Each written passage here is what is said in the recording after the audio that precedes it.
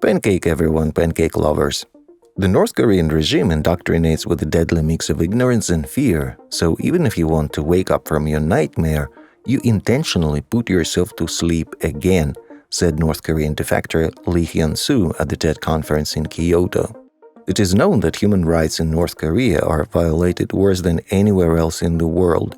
But what do we really know about those who disagree with this regime and dare to escape? What can be the consequences of escape, and is it possible to return without problems? Today we will look at several stories of these escapes and discuss the risks involved. Let's go. Jihaeon Park. Human trafficking, violence, prostitution. For Jihaeon and many other North Korean female defectors, these become the harsh reality after escaping to China. Park decided to flee after her brother was declared a wanted person by the military police. They had to leave behind their dying father, cross the Tumen River, and end up in China. After crossing the border, Park was sold into slavery to Chinese individuals and endured 6 years of sexual abuse and terrible conditions. At some point, she became pregnant.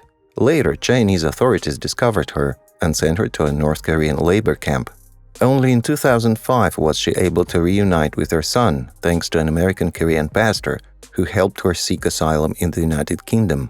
Park currently lives in the UK and shares her story with the world, hoping to shed light on the plight of women fleeing from North Korea to China and bring an end to their cruel treatment. Physically challenging to escape. As befitting such a closed country, physically leaving North Korea is extremely difficult. The borders are well guarded, and crossing them is nearly impossible, especially in the south, where the famous border with South Korea runs along the 38th parallel. It is surrounded by a high fence, making it virtually impassable. Song Han. Han and her children survived on whatever food they could find, from mice to grass and tree bark. One fine day, unable to bear seeing her children suffer from malnutrition, Han and her husband fled to China in search of food. Han managed to acquire a couple of bags of rice after several trips, but they were later confiscated by the police. To make matters worse, her husband was arrested, and later Han herself was arrested and brutally beaten at the police station while she was pregnant. She suffered a skull fracture. Han lost her child. Barely alive and weak from hunger, Han was able to smuggle her remaining children out of North Korea for good. They hid in China for 10 years before eventually making their way to America. Wang Jingyap. The story of Wang Jingyap's defection from his native country is particularly shocking. Wang Jingyap, who received his education at Moscow State University in the 1950s, became the head of the Supreme Temple of Jewish Education at Kim Il-sung University in the mid-1960s.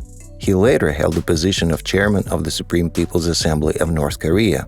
Wang Jingyap is credited with authoring the official history of North Korea and the ideology of Juche that forms the basis of North Korean ideology. Wang Jingyap left North Korea becoming the highest-ranking and most well-known defector from the country. He spent the last 13 years of his life in South Korea under constant protection in a highly secretive location. Heightened security measures were taken due to the threat of assassination by North Korean intelligence agencies. In July 2010, 2 North Korean citizens posing as defectors were sentenced to 10 years in prison in South Korea for plotting an assassination attempt against Wang Jingyap.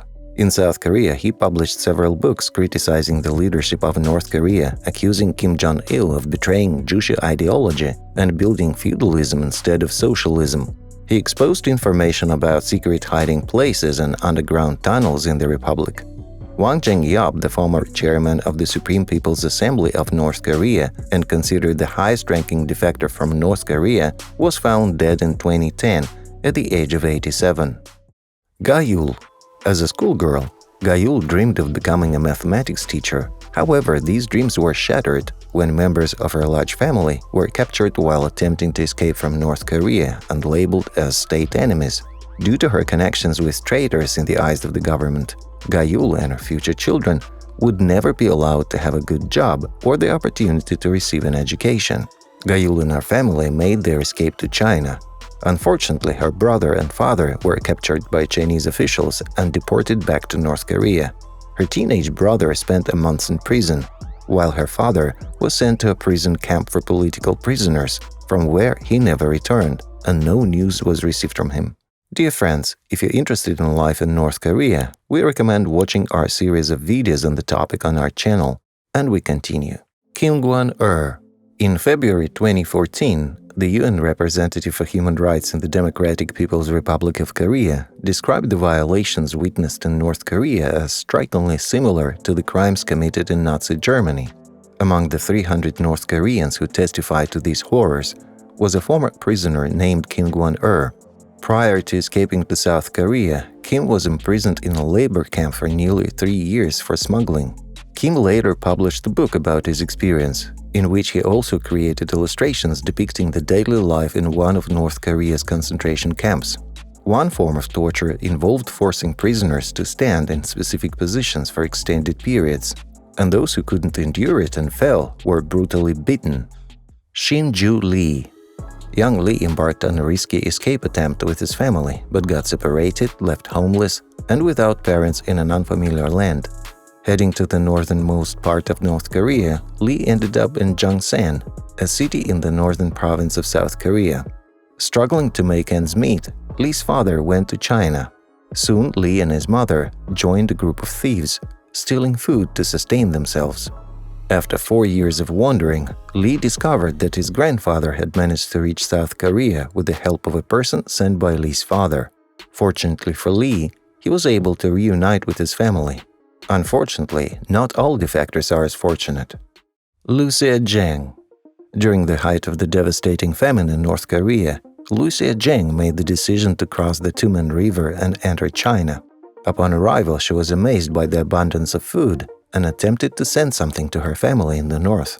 Soon she turned to prostitution to provide enough food for her family. Her family survived. During one of her numerous trips from North Korea to China, Zheng was arrested while pregnant at the time. She was told that her child would be killed at birth, and she would be sent to a labor camp immediately after giving birth. Determined to spare her unborn child from such horrors, Zheng gave birth at home, surrounded by relatives, and soon crossed the Tumen River for the last time. She found freedom and now lives in Canada with a 13-year-old son. Yeon-sun Kim.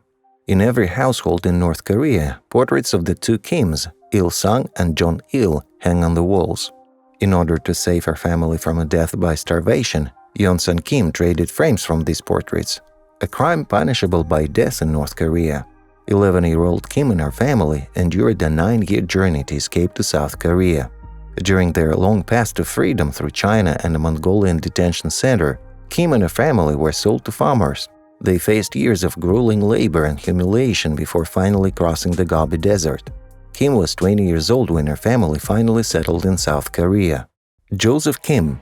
A refugee currently living in the United States, Joseph Kim shares his life story in North Korea during the Great Famine. He has started building a new life, but is still searching for the family he lost. Kim is a refugee from North Korea. His father died during the famine in the 1990s. His mother and sister fled to China, and he was left homeless and forced to beg for food. He managed to make his way to China, and with the help of the international organization Liberty in North Korea, relocated to America. He wrote a book about his life in North Korea titled Under the Same Sky. Yeon-mi Park. Yeon-mi Park's father was a government official and a member of the party until he was arrested for smuggling. In 2004, after her father's arrest, Park and her mother escaped to China, where her mother was raped in front of the 13-year-old Yeon-mi. Her mother was eventually sold into slavery, but Park was able to buy her back after becoming the mistress of a human trafficker in China.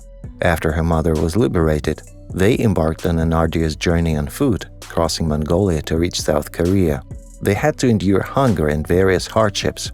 Today, Park is a recognized leader among the younger generation of Korean dissidents, an activist fighting for human rights. Jin Ho-jo. As Jin Ho-jo's family faced famine during North Korea's 1990s famine, her parents often made trips to China to find food.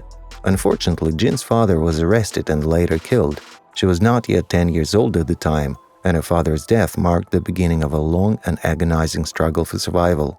Jo and the remaining members of her family found refuge in 2008, but before that, her older sister Gina was sold to China, her mother went missing, and her grandmother and younger brothers died of hunger.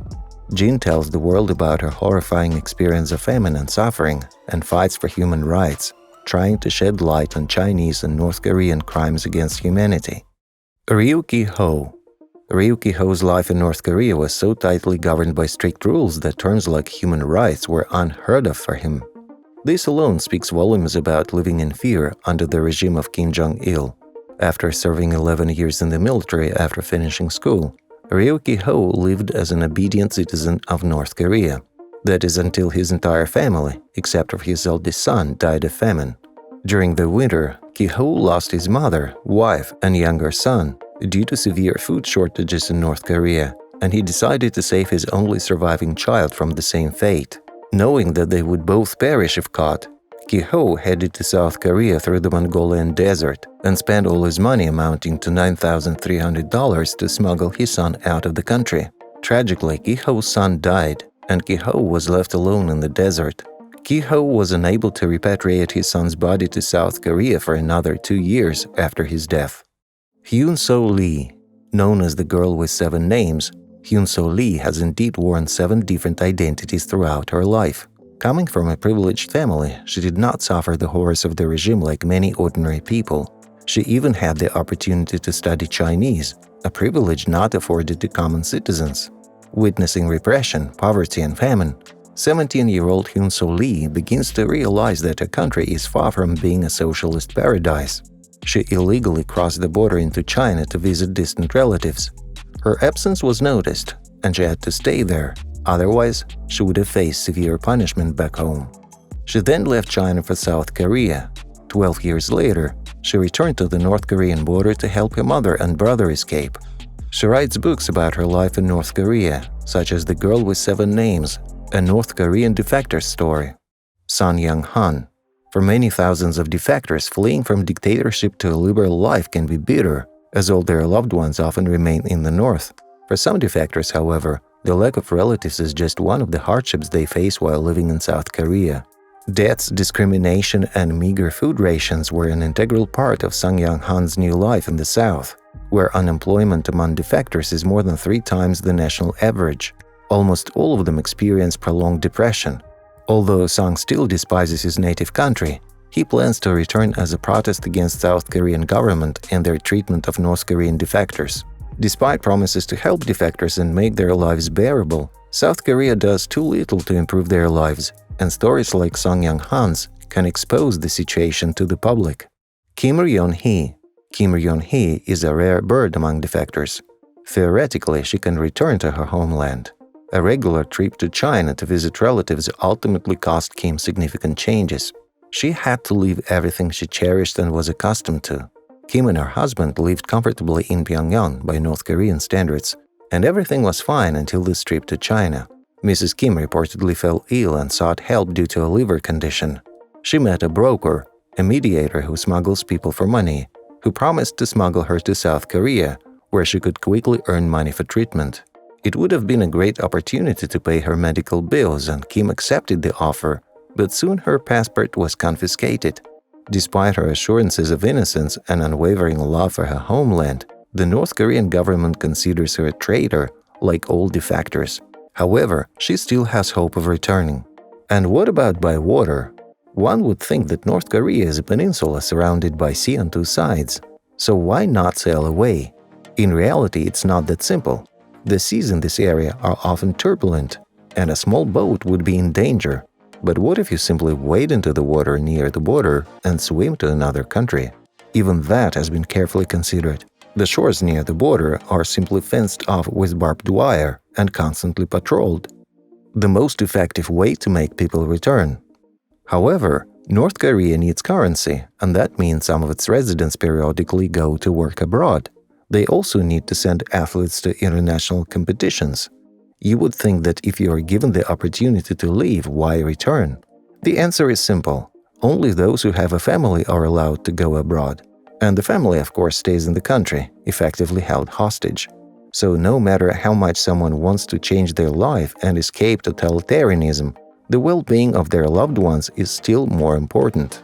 Besides, once they flee, a person will never see their family again, nor will their family see them. That's why the majority still returns. Most people don't even consider leaving. However, the most effective way to keep people in the country is through propaganda, and the authorities in North Korea have achieved incredible success in this regard. The information isolation simply doesn't allow people to see the difference in life abroad, and constant fear-mongering and news about the regime's victories wash away any thoughts of escape from the minds of ordinary North Koreans. Returning home. According to Deutsche Welle, 100 people return from South Korea to North Korea every year. Money is an important factor, but the more significant factor is human relationships. When I arrived in South Korea, they promised me equality, but they treated me like dirt, says one refugee. Among the reasons for wanting to go back are longing for the family left behind in North Korea and the desire of the elderly North Koreans to die on their native soil. In addition, experts believe that during Kim Jong-un's rule, the economic situation in North Korea improved and the overall standard of living increased. However, along with this, censorship and police and border control became stronger, leading to a sharp decline in immigration. The regime became more brutal, according to refugees, and the number of bullets used in public executions of those deemed disobedient to the regime increased from 9 to 50. What do we have in the end? From the above, it is clear that escaping from North Korea is not so easy even in modern times, and returning is simply dangerous for one's life. Nevertheless, quite a few people are satisfied with this regime. Each person must make choices in life, their own path, their personal goal. And then one must continue moving through obstacles towards their dream. Subscribe to the channel, give it a thumbs up. Bye for now.